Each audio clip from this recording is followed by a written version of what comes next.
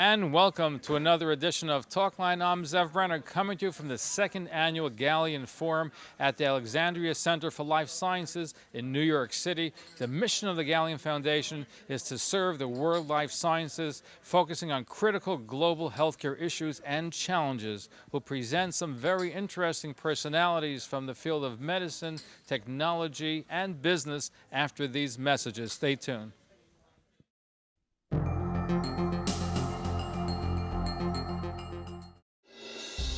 The Hebrew University of Jerusalem is a monument to more than 20 centuries of Jewish reverence for learning, to the Jewish quest for knowledge, as exemplified by its founders, who included Albert Einstein, Chaim Weizmann, and Sigmund Freud. Today, the Hebrew University has rewarded the vision of those founders.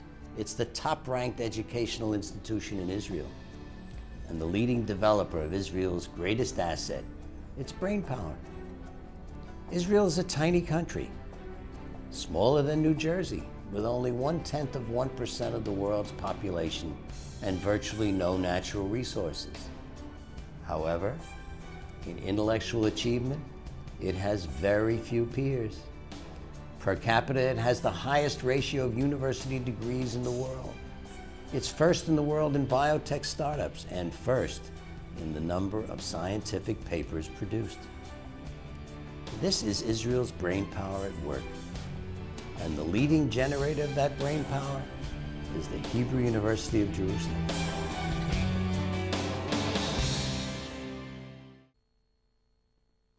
Ow! Can you read my number? Attention those on Medicare with diabetes. You may be eligible for an upgraded meter. I am tired of stabbing my fingertips to test my blood glucose. There has got to be a better way. If you're on Medicare with diabetes, then you need to know there's a new method for checking your blood glucose. You don't need to stab your fingertips anymore. This new Embrace meter is easier to use and nearly painless. And the best news is that Diabetes Care Club will send you one of these new meters. This new method hurts less, and I don't have to stab my fingertips anymore. Not only can I see my number, I can hear it too. Your blood glucose reading is 89. There's my number. Find out why nearly 250,000 patients have joined Diabetes Care Club. Call Diabetes Care Club. Shipping is free, and so is the call. Call 1-800-521-7697. I'm glad I did.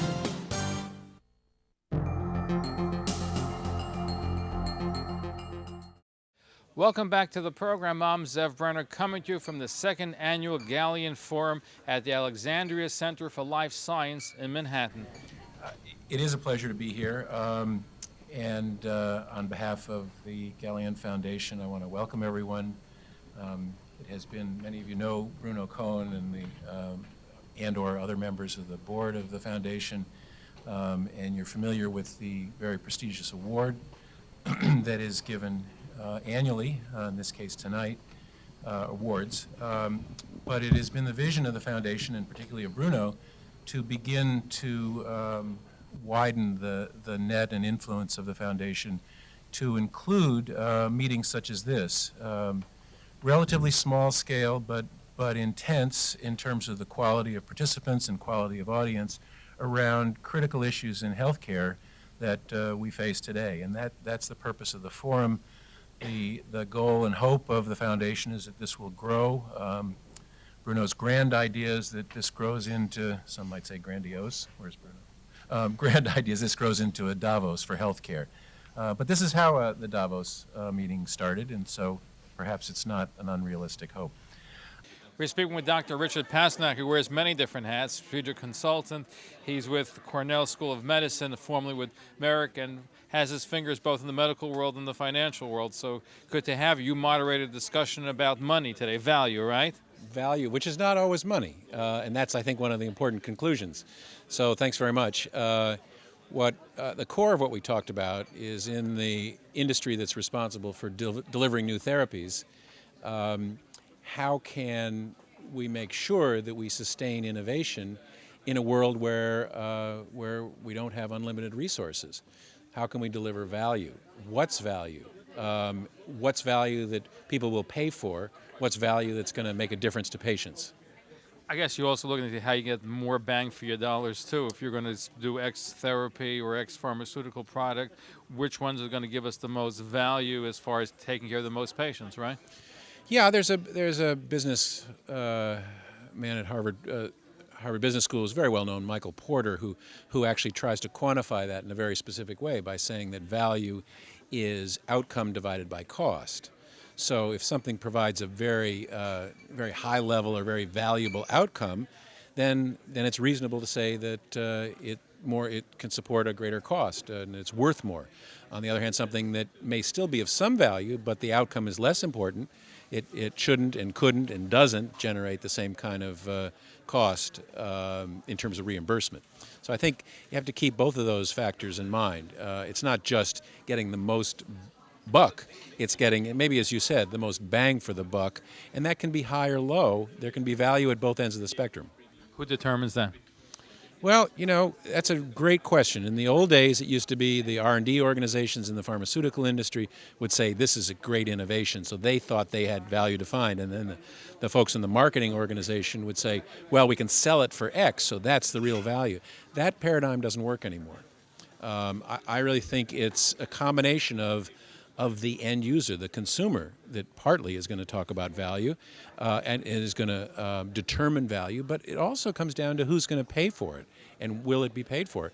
Because, and we've seen this in the last 5 years certainly, drugs that have been developed that appear to be great innovations, but that aren't generating reimbursement. They're not paid for. So if no one's going to pay for it, that tree falls in a forest with no one listening. Well said, and hopefully we can do the right balancing between getting value and also taking care of people that need to get the right pharmaceuticals. Absolutely, because if we don't, then we're going to impair the ability to innovate going forward. And it is innovation from these industries, the medical device industry, the pharmaceutical industry, that really has been responsible and will continue to be responsible for tremendous advances in the health of not only our nation here, but our world. Dr. Richard Pasternak, thank you for joining us. Thank you very much for having me. Thank you. Dr. Chris Joshi joins us. He is Global Vice President for Healthcare for Oracle, and they had a major announcement that they announced at the Gallien Forum. So welcome. Tell us about the major development from Oracle. It's a real pleasure to be here today. Our big announcement is for our Translational Research Center platform, which really is a unique capability that we are bringing to academic medical centers and pharmaceutical R&D organizations to help them pull information from very disparate sources to ask the kind of hard questions that translational research informaticists want to ask of the data. This has been a challenge for many years, many different approaches, and a lot of standards work that has been done over the years have sort of come together in this platform, so we're really excited. It's great, and so this is going to be a major development then. This is a major development in multiple ways. We are collaborating with some of the large pharmaceutical companies that you see represented here at this event, as well as academic medical centers. So it's a unique confluence of the public-private partnership, if you will, between the commercial pharma entities and some nonprofit research organizations, all being able to leverage a common platform for the first time. Thank you for sharing that with us, and continued success. Thank you. Thank you. Brett J. Davis is a Senior Director of Personalized Healthcare at Oracle. He's a moderator on a discussion using the latest technology, data, and really to help patients at the end, because a lot of industries, they mine a lot of information to make changes, and I think the goal of what your panel is going to be discussing is how do we personalize healthcare so it's not one shoe, not one size fits all. Yeah, absolutely. It's an incredibly exciting time in healthcare right now. We have a number of trends that are converging. From a science perspective, genomics technologies and other molecular technologies are giving us insights into the underlying causes of disease like we've never had before. At the same time, we're seeing the adoption of electronic medical records across healthcare. So for the first time, healthcare is really going digital like other industries have gone digital before. And that presents a very unique opportunity to use that data, to mine it, to understand what works, for whom, why, in what context, and at what cost, to really try and personalize care for patients. How far from the future before we see the effects of personalized healthcare like we were envisioning? Well, one of my favorite quotes is, "The future's already here, it's just not evenly distributed yet." So we're already seeing a lot of leading health systems that are actually personalizing care today, leveraging their information technology platforms as well as the latest molecular diagnostics and molecular profiling platforms. Moffitt Cancer Center in Tampa, Florida is one great example, who's using a wealth of data generated through their electronic medical records, as well as with 18 affiliated health systems, to collect tissue samples from those patients as well as their clinical data to really understand what's working in a protocol that they call total cancer care to really help the patient through their entire cancer journey to make sure from diagnosis through to treatment as well as in recovery that they're getting personalized treatment using that data. In other words, you're looking at each individual case as opposed to a model where most people fit into. Yeah, exactly. You're using data to understand what's worked in people in the past to essentially learn. You can sort of think of it as a learning healthcare system where every single patient encounter is an encounter that you can learn from. I know many of us probably have family members or friends or relatives that have died of cancer. If they weren't involved in a randomized clinical trial, there's a really good chance that aside from the doctors who treated them, nobody's going to learn from their treatment. We're trying to change that paradigm where every encounter in a patient is captured electronically so we can learn from every patient's experience so that future patients can benefit from that wealth of knowledge. It's marvelous. What took so long for this to happen? Well, you need to have the necessary substrate of electronic medical records, and unfortunately healthcare has been a little bit slower than other industries to adopt these kinds of health information platforms. But the good news is that we're seeing broader adoption, and that's going to really create an inflection point like we've seen in other industries to use that data to drive innovation. Thank you for sharing that with us, and marvelous. I look forward to more innovations, and as it filters down to the general public, it's going to save more lives and help so many more people. Absolutely. It's going to be an exciting 10 years in healthcare. Thank you. Thank you.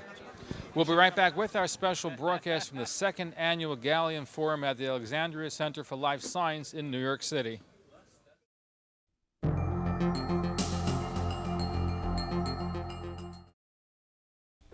Are you in business, a store owner, wholesaler, or manufacturer? Do you know you may be eligible for free television and radio advertising? Millions of dollars are lost every year by businesses not taking advantage of free radio and television advertising. Don't lose out. Advertising is the lifeline of any business, large or small. For free consultation, call us in the New York area 212-769-1925. Out of New York, 866 My TV Show. If you have diabetes and love food, pay attention to this free offer. Hi, I'm Nicole Johnson, Miss America 1999. I've had diabetes since 1993, and I hate boring food. Well, I got these 3 free cookbooks with fantastic tasting recipes for people with diabetes. If you have diabetes and have Medicare, you can get these cookbooks free. Call now to qualify for not 1, not 2, but 3 free cookbooks. Call 1-800-753-6314.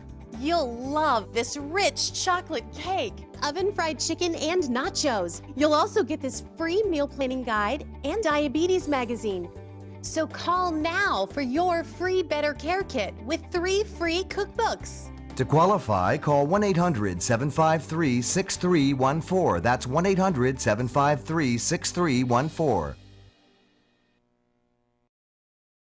If you've ever considered hosting your own radio or TV show, then we can help you. Talkline Communications works with individuals and groups interested in broadcasting on radio and TV. Ideal for lawyers, doctors, financial advisors, organizations, or anyone interested in broadcasting. Talkline works with various TV and radio stations in New York and around the country that lease airtime at competitive rates so we can pass on that savings to you. For more information, call us at 212-769-1925. That's 212-769-1925.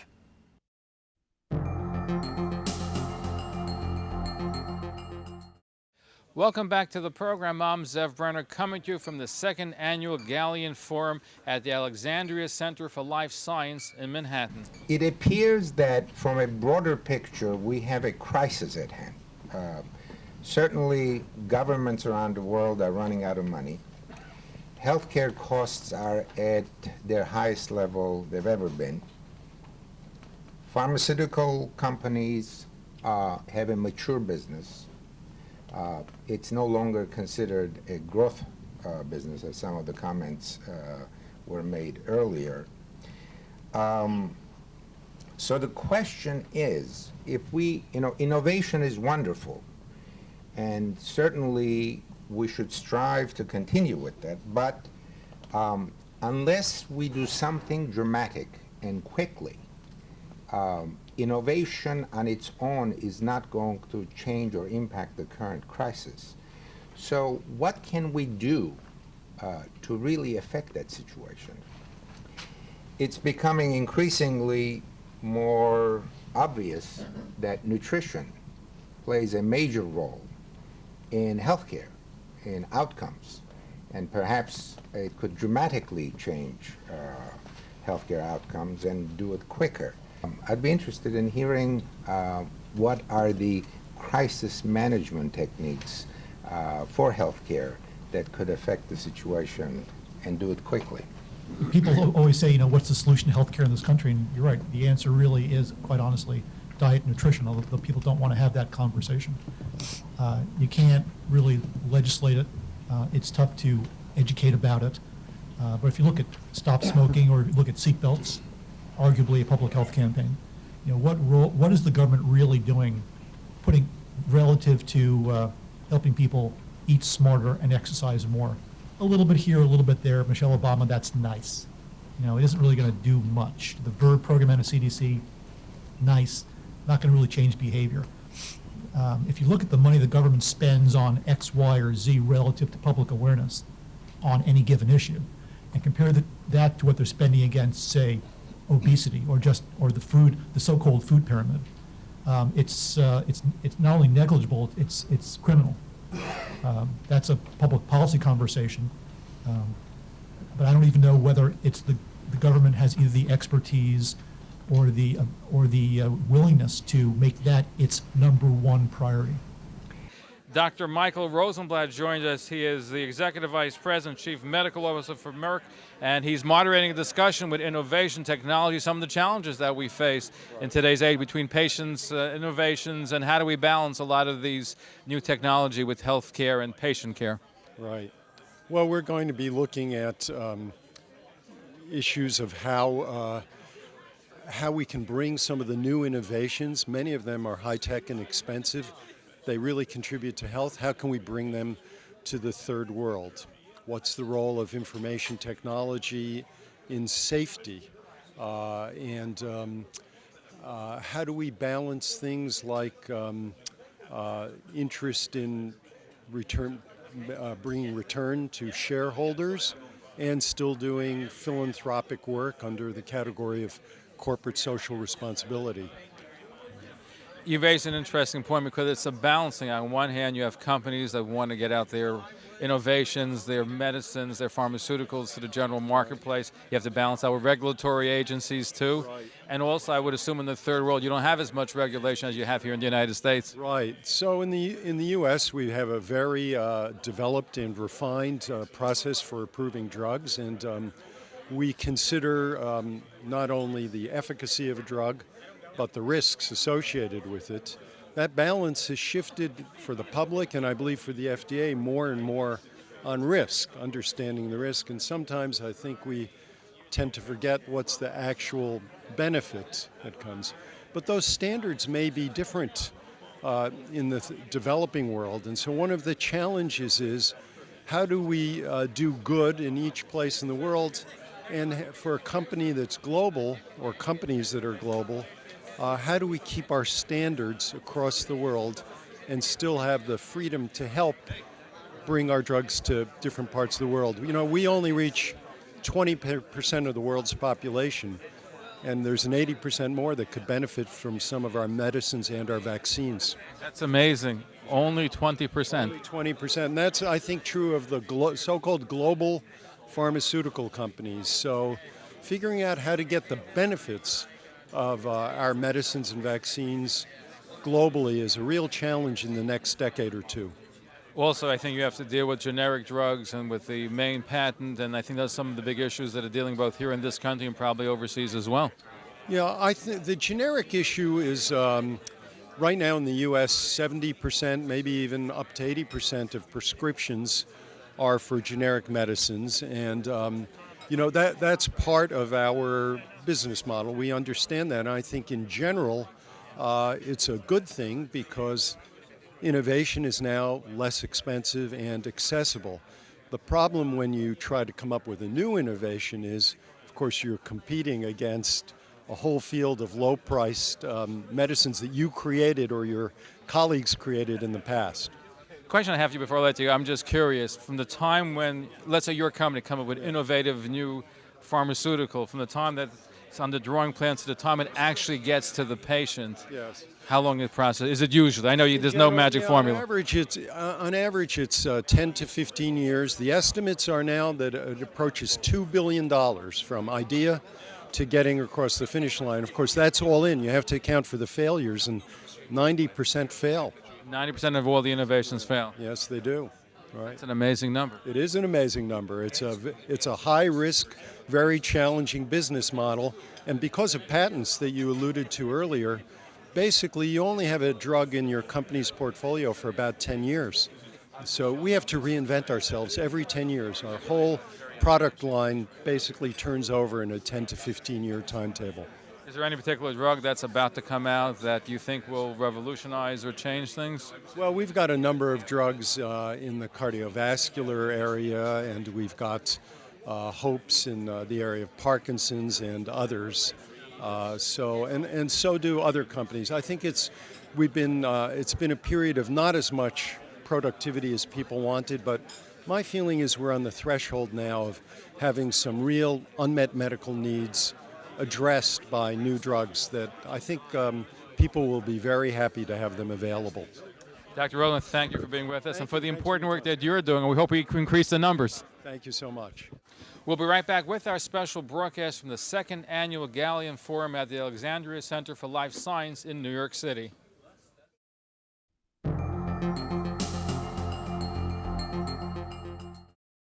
You won't find someone who loves Sharif Sateritavot more than me. The staff here is wonderful. They treat him like a friend. Mr. and Mrs. Sharif have helped me so many times. Anytime I had a question, they were like the first people I would call, and it was like calling, a good friend that gave you advice from the heart. As soon as I walked into Sharif Sateritavot, I said, this is it for my mother. Everybody was so lovely and warm, and there were so many activities, and I saw this atmosphere, this ambience immediately. Everybody and anybody in the neighborhood walks in all the time to visit, to cheer up the people, to have nachas, to see a place run so well. A lot of people don't know this about my mother. She ran facilities in Ohio for senior citizens. I think that this is God rewarding her now, being in a place where she's having such good care. My parents really needed someone to give them the love that this place was able to give them. We pledge to preserve their memory. For over 50 years, Yad Vashem has collected millions of Holocaust victims' names, but many are still missing. The central database of Shoah victims' names is now on the internet. This is a race against time. Visit the site today and submit unrecorded names so they will always be remembered.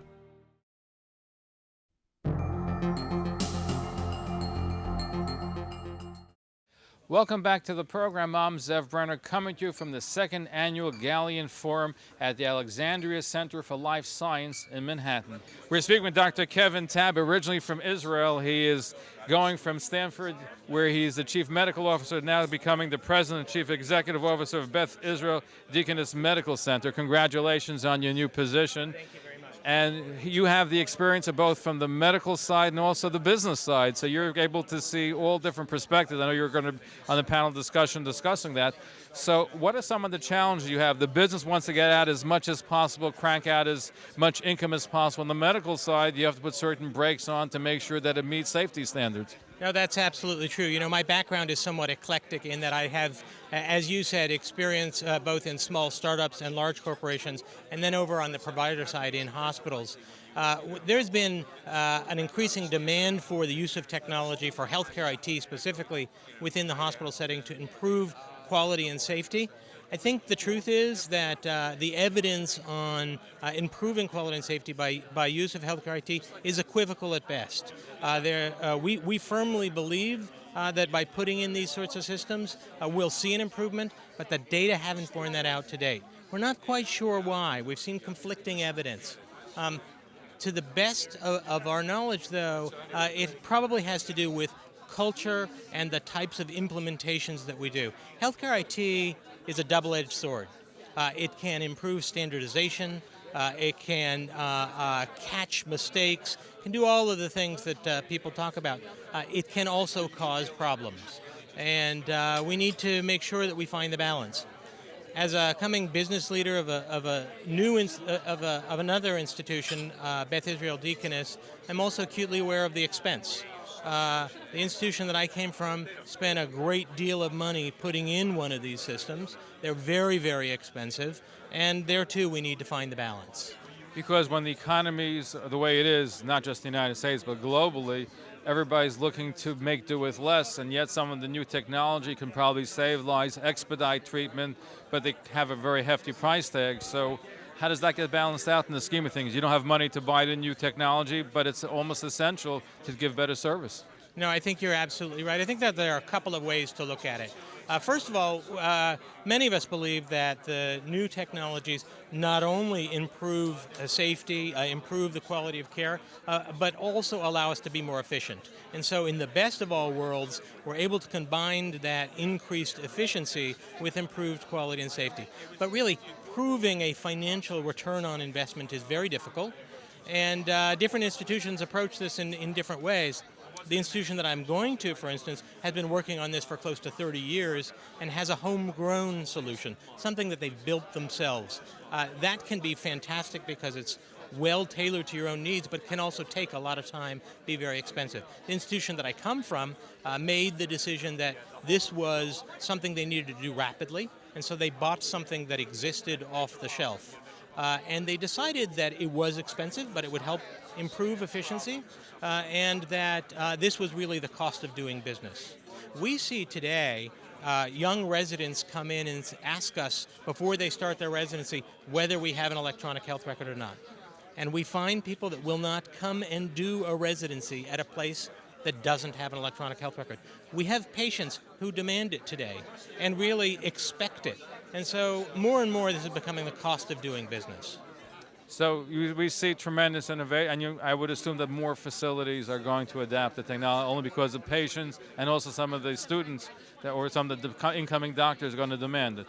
We see all of that, and we also see government regulation either requiring this or providing incentives for adoption of healthcare IT. Incentives right now, the truth is these will turn into penalties in 3 to 4 years. If you don't implement If you don't implement.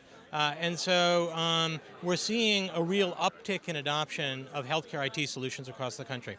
Of course, I come from large institutions that have the capital to make these sorts of investments.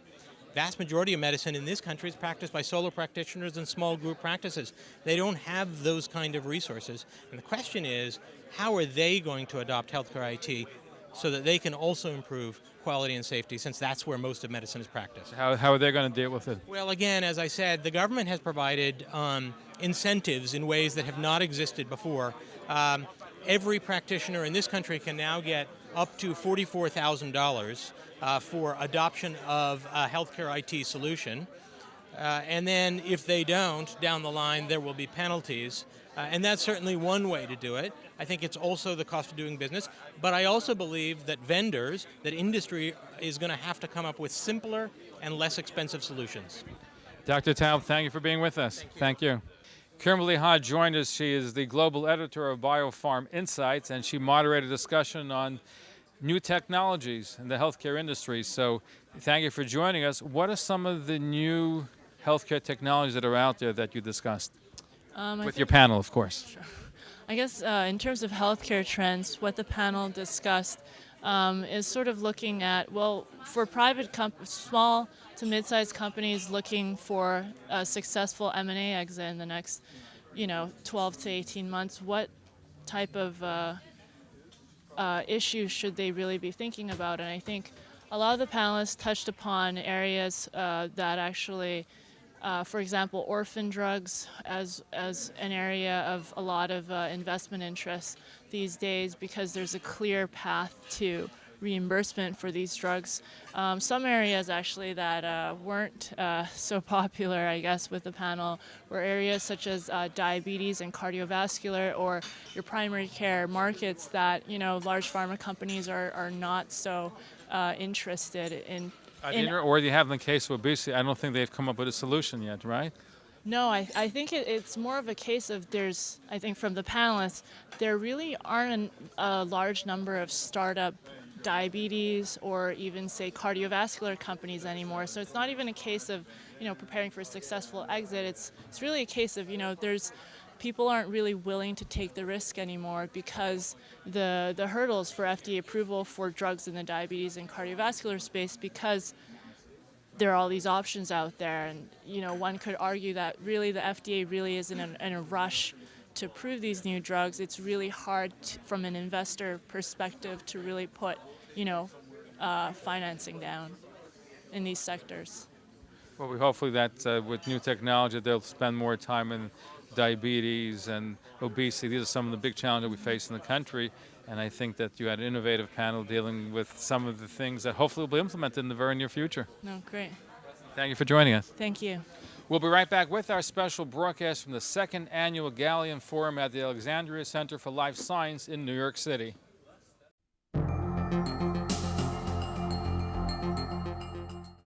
Are you stressed over credit cards and other debts, maybe through no fault of your own? Imagine how it would feel to have that weight lifted right off your shoulders. Well, here's some good news from America's trusted name in debt relief. Care One providers have already helped over 4.5 million people in debt, and we can help you today. Just call this toll-free number to speak with a friendly representative, and in just minutes, you'll get your free debt relief analysis. Just call the toll-free number today. Is getting a good night's sleep getting impossible? Well, not anymore. Introducing Side Sleeper Pro. It's much more than a good night's sleep. The secret is Side Sleeper Pro's doctor-developed ergonomic patented design to help support the neck and spine. Here's how it works. Watch as Side Sleeper Pro guides your head, neck, and vertebrae into natural alignment, relieving pressure on the neck while unrestricting airways. The tail cradles your back to ensure correct posture. Now, you can wake with less stiffness and feel rested thanks to improved sleep posture. Side Sleeper Pro is only $39.99 and it's guaranteed to work. But wait, order right now and we'll cut the price to $19.99. Plus, order now and we'll include a washable cotton pillowcase for free. Order online at sidesleeperpro.com. And we'll include an inflatable travel pillow, perfect for when you're on the go. For only $19.99, you'll get the Side Sleeper Pro pillowcase and travel pillow, a $100 value. But you must order now. Hello, my name is Tova Felchu, and I've played many roles in my career, including Prime Minister Golda Meir. Like you, I've watched the news and felt helpless as the Katyusha rockets brought death and destruction to Israel's north. Rockets being launched from Gaza also threaten Israeli communities, but there is something we can do. Make a contribution today to American Friends of Magan David Adom Code Red Emergency Campaign. Go to www.afmda.org and help save lives in Israel. Agent MS is the great new video series for Jewish kids that educates while it entertains. Shimmy Epstein is a typical yeshiva boy, but when the forces of evil strike, led by their fiendish leader, Dr. Lotov, Shimmy transforms into the awesome Agent MS. The Forward recommends Agent MS as a perfect gift, reporting that in their experience, kids just eat it up. Agent MS is now out in 3 great episodes. Find it in your local Judaica store, or check out their website at agent-ms.com, or call 1-888-MS-123.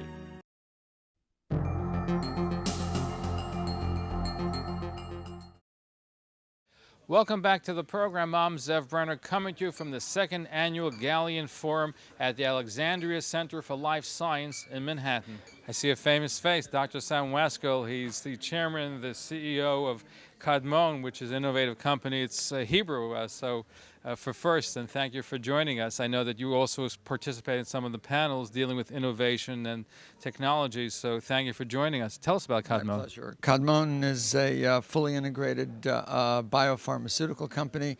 We look at it as a 21st century biopharmaceutical company. It is looking at the world through a new set of glasses, figuring out both how to innovate in unmet medical needs, diseases like cancer, autoimmune diseases, viral diseases that for which there are no cures, and looking at them so that No cures yet. No cures yet, but we're moving forward, and also looking at them by targeting molecules so that we can also define which patients are going to respond and which patients aren't going to respond, which is a real issue right now globally from a reimbursement point of view and also from the point of view of cures.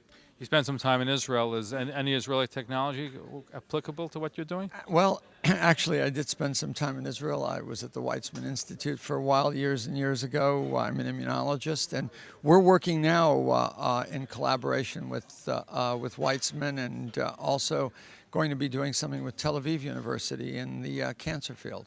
Wonderful. Before I let you go, you also participated this morning. We're dealing with innovations.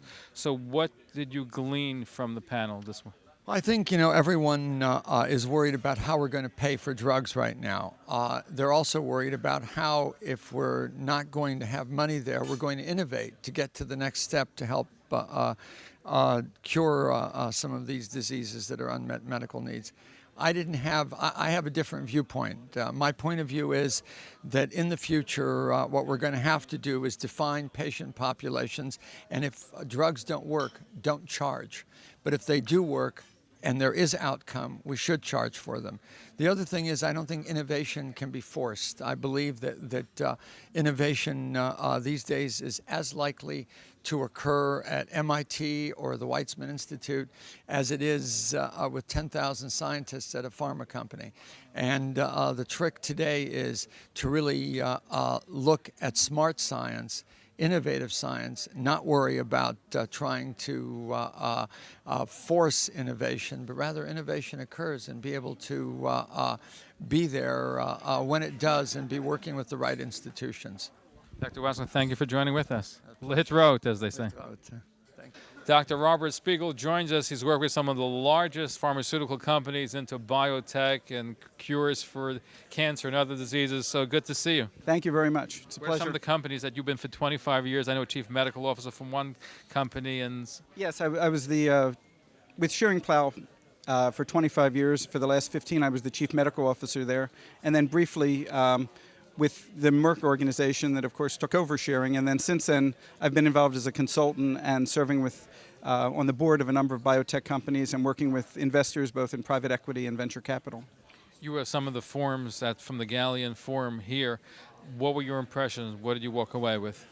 Well, it's a very unique meeting. You get to meet people with very sophisticated backgrounds in pharmaceutical development, people on the payer side who are concerned about how we're going to pay for these in the current and the future healthcare system. People who have been involved in the regulatory space of what has to change to make an environment friendly for developing new drugs and innovation. And what I came away with is, a very fervent desire to try and come up with solutions, but some of these problems have been with us for a decade, and they stay with us, perhaps even more emphasized now in the current environment of the current economic crisis that the country has, but also just looking forward about how the healthcare system is going to be able to pay for both basic medicine and innovation. They say money is never a problem, only a lack of it is.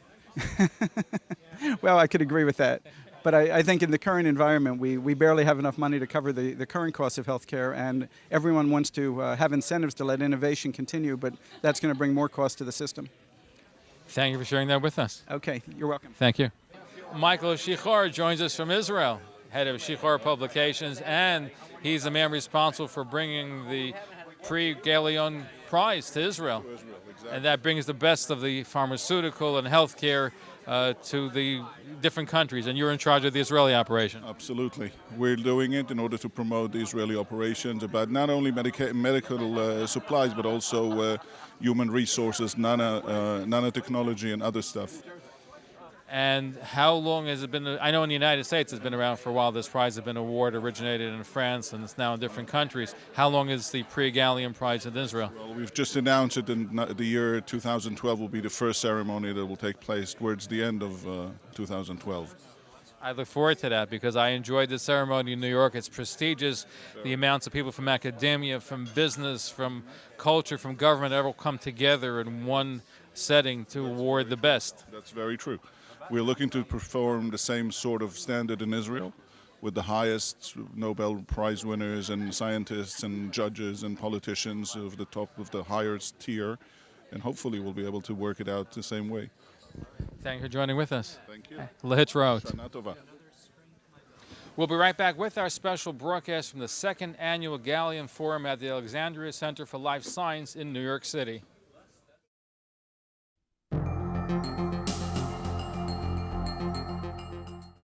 You won't find someone who loves Sharf Sataradavot more than me. The staff here is wonderful. They treat him like a friend. Mr. and Mrs. Shar have helped me so many times. Anytime I had a question, they were like the first people I would call, and it was like calling, you know, a good friend that gave you advice from the heart. As soon as I walked into Sharf Sataratavot, I said, this is it for my mother. Everybody was so lovely and warm, and there were so many activities, and I saw this atmosphere, this ambience immediately.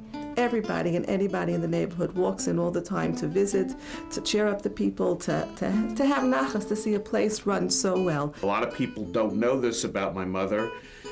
She ran facilities in Ohio for senior citizens. I think that this is God rewarding her now, being in a place where she's having such good care.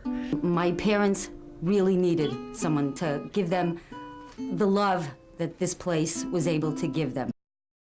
Yad Vashem's central database of Shoah victims' names is now on the internet. This is a race against time. Visit the site today and submit unrecorded names so they will always be remembered. Ow! Can you read my number?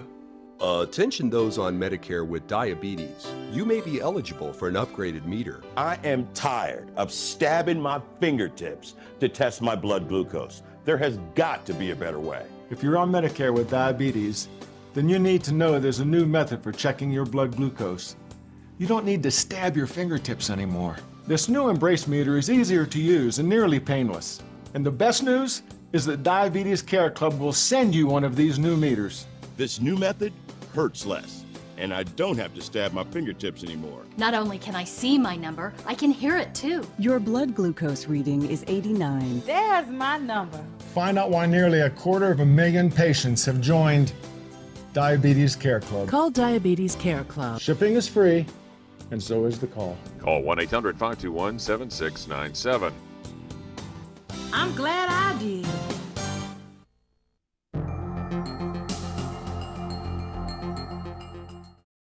Welcome back to the program. I'm Zev Brenner, coming to you from the second annual Gallien Forum at the Alexandria Center for Life Science in Manhattan.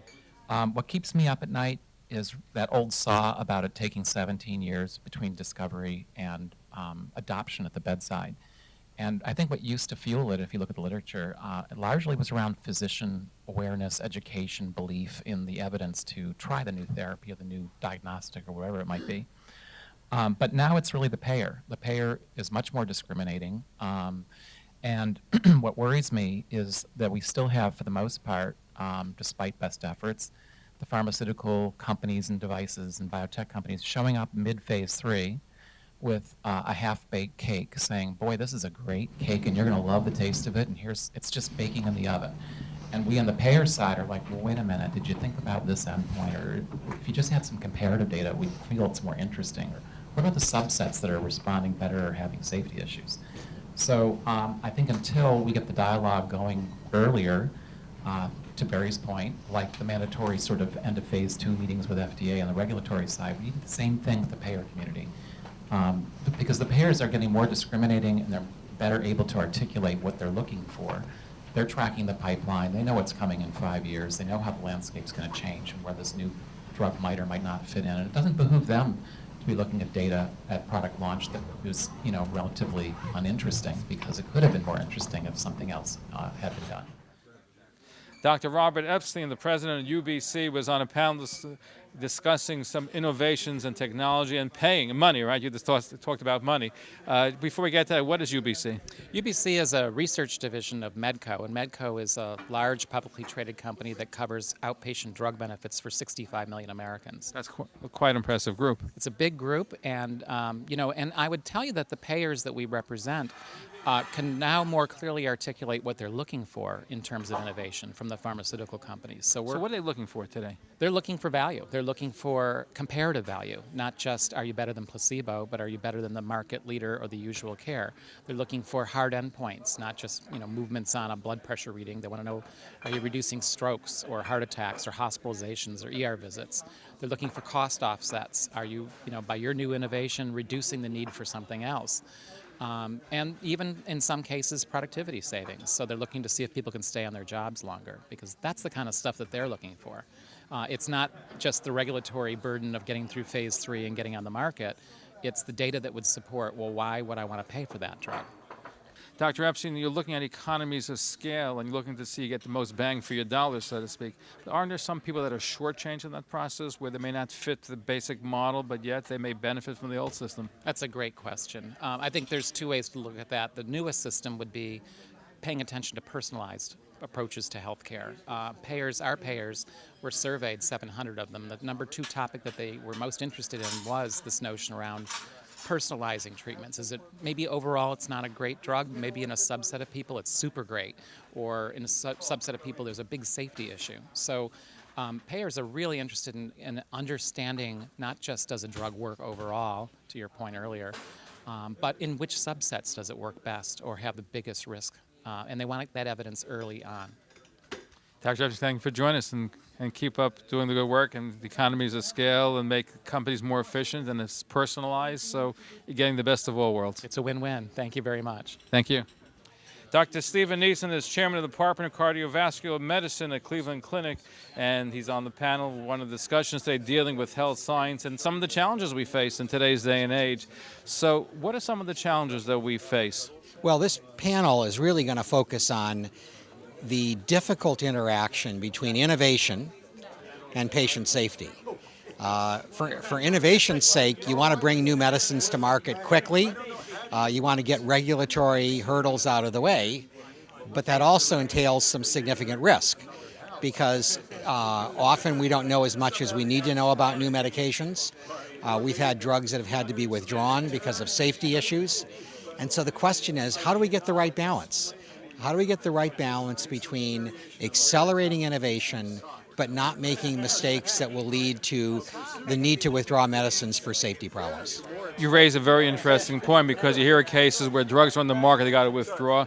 And then you hear about drugs that should be on the market that are working in other countries. We don't have it here in this country. So how do we balance that out? Well, it's very difficult. And, it involves everybody in the academic medical community, in the pharmaceutical and medical device industry, and the FDA. We have to talk to each other. And one of the problems we have is we sometimes operate in silos, where the academic community is in one silo and the regulators in another and industry in a third. I think the only way you solve these problems is to work together, and forums like this provide the opportunity to bring all those pieces together one place at one time.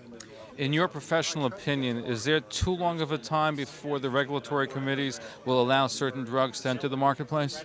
I would say no. I would say in this country we largely do get it right.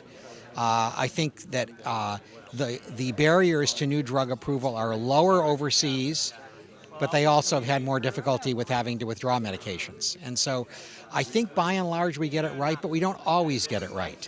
And that's the problem is, everybody knows the exception where a valuable drug was delayed and delayed and delayed and didn't get to market. But we also have situations where drugs got into the market, were used by hundreds of thousands or millions of people, and had to be withdrawn. And so there isn't a perfect solution, and it's got to be taken one drug at a time. Have we made progress in dealing with heart diseases? Major progress as far as how individuals are dealing with it? Enormous progress. There has been almost a 50% reduction in the age-related rates of heart disease in America. All the heart diseases are down. They're down because we have better drugs, better medical devices, better diagnostic tools. There's been no field of medicine where there has been as an explosion of technology and new pharmaceuticals as has happened in cardiovascular medicine over the last 25 years, and it's showing an enormous impact. One of the things that are going to be discussed in various panels, of course, is like Obesity. Obesity is something which I guess is due to a society such as ours where we have able to have a lot of consumption. On the other hand, that complicates your work because obesity also has a direct correlation to heart disease. It does, and it's one of the largest unmet medical needs currently in American medicine. We don't have good therapies for obesity. There have been very great difficulties, and several of these therapies that were approved had to be withdrawn. Mostly for heart-related problems. So we haven't found out a solution to this. The one area, however, where there's been tremendous innovation is bariatric surgery. And more Americans are having surgery for obesity. Now, it may seem like it's killing a fly with a sledgehammer, but it works. That's what counts. That's what counts. Dr. Neeson, thank you for joining us. My pleasure. Thank you. On my left is Dr. Mark Pikey with the Neoprobe Corporation, where he serves as the Chief Executive Officer. On my right is Peter Loftus of the Wall Street Journal. They're both appearing together on a panel dealing with innovations and some of the challenges that we have. Working for the Wall Street Journal, let me first begin with you. What do you see some of the challenges that both the medical, the pharmaceutical, the investors, regulators have? Well, one of the things that I was planning to talk about is some of the things you just mentioned and how they can be competing interests and factors that affect drug companies and other companies in the medical field. You know, they have to balance demands from Wall Street, and sometimes that might involve making cost cuts and things like that other people might see as maybe jeopardizing long-term innovation. Wall Street wants to see more profits, and I think the medical and pharmaceutical, the medical community, the doctors especially, want to see safety, and sometimes there's a clash, right? Sometimes, yeah. So I that's one of the things that I plan to talk about, and also, I plan to discuss just some of the factors that we consider when we report on things like drug safety and the balance between Wall Street and some of these other sort of competing interests. Terrific. Doctor, I'm returning to you, and I know that there's that the companies want to do, the pharmaceutical companies want to get things out as fast as possible. There's a Wall Street investors want to squeeze as much profit as they can. We're living tough economic times, so right. I think people are looking to cut corners a little bit more, aren't they?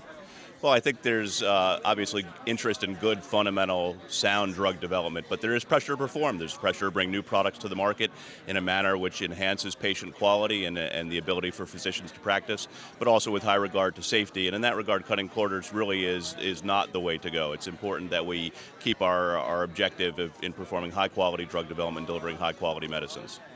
I understand it can take 10 to 15 years from the time that an idea is percolated, let's say in a pharmaceutical company, until it actually gets to the patient. That is true, but people are looking at innovative models to be able to accelerate drug development, to bring products to the market with fewer resources and in a quicker amount of time, with the idea of delivering, again, those high-quality medicines to the market sooner. What would you say is the reason why it takes such a long amount of time, and what do you say is being done to cut the time?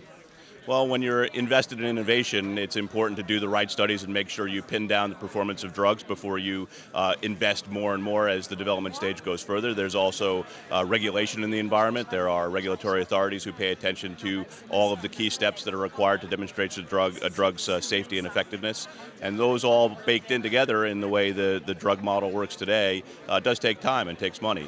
People are looking at ways of innovating the business model itself to be able to do it more effectively and more efficiently. Thank you. Thank you for joining us. Thanks. Thank you. We'll be right back with our special broadcast from the second annual Gallien Forum at the Alexandria Center for Life Science in New York City.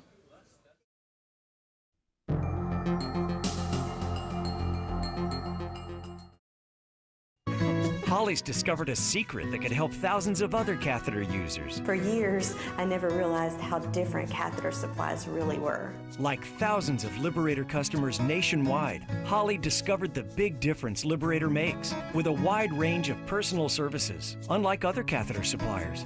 Liberator Medical saves you money. Liberator contacted my doctor and made arrangements for me to try catheters that were easier to use much more comfortable, all for free.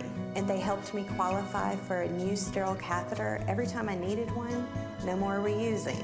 We work with your doctor, insurance, and Medicare. We handle all the paperwork and billing. There's free shipping for little or no out-of-pocket costs. If you or someone you care for uses catheters, call today. See what makes Liberator so different and for little or no out-of-pocket costs. The minute you make the phone call, you're going to see the difference. Call 1-800-628-2454. 1-800-628-2454. Kosher Expeditions provides unique activity-based tour vacations with delicious glatt kosher cuisine, cooked fresh on site to over 30 of the world's most exotic destinations, including Costa Rica, the Canadian Rockies, Spain, and African safari. Relax at our 7-year-running Passover holiday adventure located at our Kosher LePesach luxury beachside resort in Costa Rica. Enjoy breathtaking ocean views surrounded by exotic wildlife on an all-inclusive Pesach vacation that includes inspiring lectures, children's programming, and exciting Costa Rican adventure tours during Chol Hamoed. Kosher Expeditions operates year-round tours, offering all-inclusive travel programs to custom and private groups, students, camps, young adults, and regularly scheduled departures.